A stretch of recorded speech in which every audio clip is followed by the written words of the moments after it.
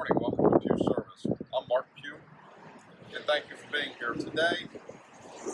We'll be going over a 1992 Chevrolet pickup, four-wheel drive, with a 5-liter TBI style injection.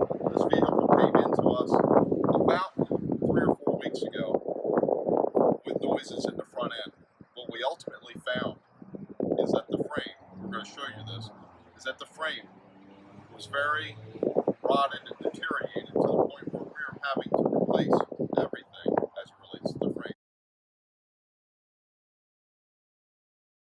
They go bad in these kinds of vehicles.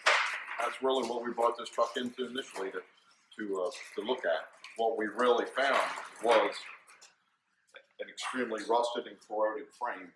And so as we were putting it up, you can see down here where the frame not only is thin, but is actually rotted completely through. You can see the actual condition of the body mounts. These are the body mounts that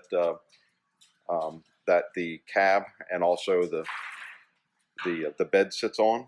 And if you go over into this particular area, you can also see this right here is actually a body mount as well. As I described before, this is a 5-liter TBI. It is computerized.